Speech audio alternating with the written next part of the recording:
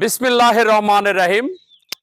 আজ দুঃখ ভারাক্রান্ত মন নিয়ে আপনাদের সামনে হাজির হয়েছি। যারা আমাদের শ্রোতা ভাই বোন বন্ধুরা দেশ এবং দেশের বাইরে যারা রয়েছেন, সবারই একটা বিষয় জানার দরকার এবং বাংলাদেশ সরকার তথা গণপ্রজাতন্ত্রী বাংলাদেশ সরকারের গণপূর্ত বিভাগের যারা সংশ্লিষ্ট কর্তৃপক্ষ তাদের দৃষ্টি আকর্ষণ করছি যে আমার পিছনে যে বাড়িটা দেখতে পাচ্ছেন একটা স্মৃতি বিজড়িত বাড়ি।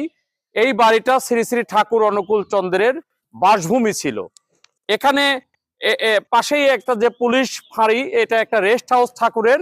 এখানে আমার সামনে থেকেই পদ্মা নদী, এই পদ্মা নদী এখান থেকেই পানির যে শতধারা এখান থেকেই উপভোগ করা যেত এবং এখানে এই পানিতে অনেকেই গোসল করছে, ঠাকুর এখানে নিজেই বসে থেকেছে।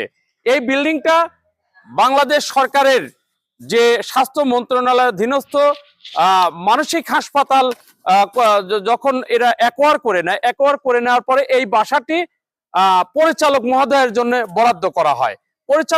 বিভিন্ন পরিচালক মহোদয় এখানে বসবাস করেছে। আমাদের জানা মতে নাজিমুদ্দৌলা চৌধুরী, হিদায়তুল্লাহ চৌধুরী, আপনার অনেক ডাইরেক্টর এখানে বসবাস করছে।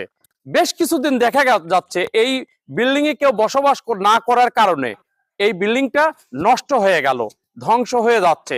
আপনারা দেখতে পাচ্ছেন যে এগুলো এই পরিচালক সাহেবের গাড়ি থোয়ার এখানে জায়গা ছিল।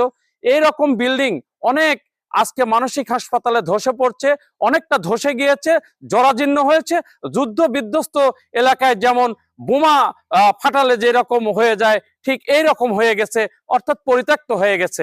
কিন্তু এইরকমই এখনো রাখা হয়েছে, যে কোনো সময় মানুষ, গরু বাছুর বা অন্যান্য কিছু ক্ষতির সম্মুখীন হতে পারে। তাই কর্তৃপক্ষের দৃষ্টি রাখবো যে এইরকম ভঙ্গুর বিল্ডিং গুলো না রেখে এইরকম বিল্ডিং গুলো যত্ন করে, স্মৃতি বিজড়িত বিল্ডিংটা যত্ন করে বা পুনর্নির্মাণ করে এটাকে আবার সেই বসবাসযোগ্য করে তোলার জন্য বাংলাদেশ সরকারের আওতাধীন যে গণপূর্ত বিভাগের যিনি দায়িত্বে রয়েছেন তার দৃষ্টি আকর্ষণ করব যে এই সম্পদগুলো ধ্বংস হতে দেবেন না।